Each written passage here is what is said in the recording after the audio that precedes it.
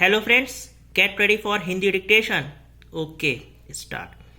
प्रधानमंत्री नरेंद्र मोदी ने Indian chambers of commerce के एक कार्यक्रम को संबोधित करते हुए एक बार फिर न केवल देश को आत्मनिर्भर बनाने की ज़रूरत पर बल दिया, बल्कि उद्योग जगत से इस अभियान को आगे बढ़ाने को भी कहा।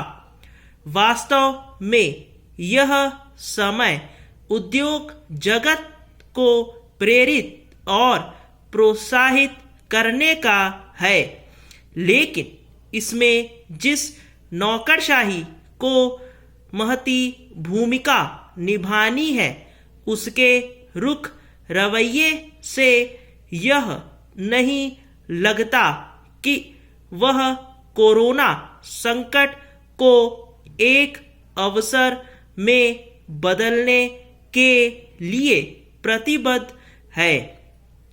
इस आशय की बातें तो खूब हो रही हैं कि सरकारी तंत्र चीन से निकलने वाली कंपनियों को देश में आकर्षित करने के लिए सक्रिय है, लेकिन यह सक्रियता जमीन पर नहीं नजर आती।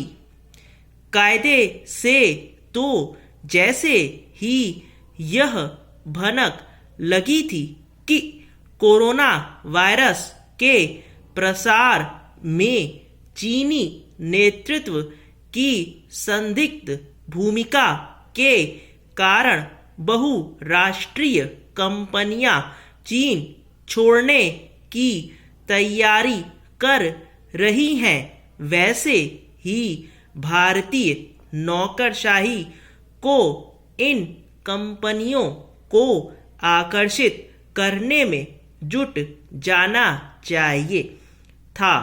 यह निराशाजनक है कि ऐसा कुछ होता हुआ दिखा नहीं, चूंकि बहुराष्ट्रीय कंपनियां आनन फानन चीन से निकलना चाहती हैं।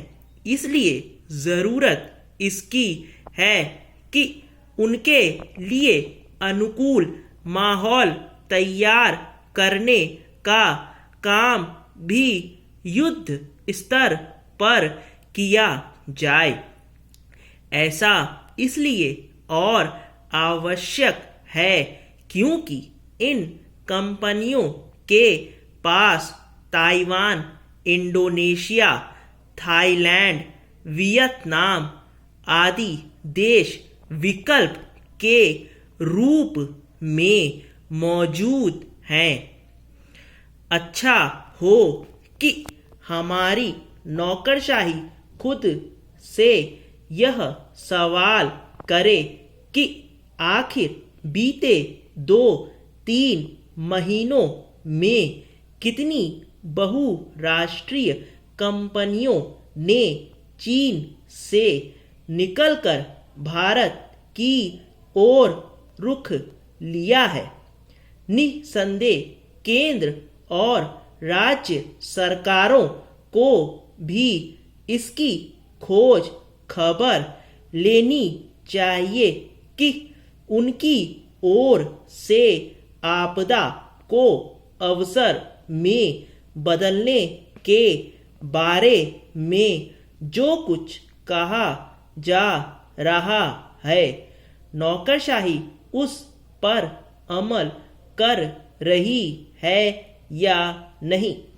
यदि यह समझा जा रहा है कि कुछ नीतिगत घोषणाएं कर देने से चीन छोड़ने को तैयार बहुराष्ट्रीय कंपनियां भारत आ जाएंगी, तो ऐसा होने वाला नहीं है। इन नीतिगत घोषणाओं के अनुरूप कुछ ठोस काम भी होने चाहिए। ध्यान रहे कि जब ये कंपनियां चीन गई थीं तो उसने उन्हें हर संभव आवश्यक सुविधाएं उपलब्ध कराई थी।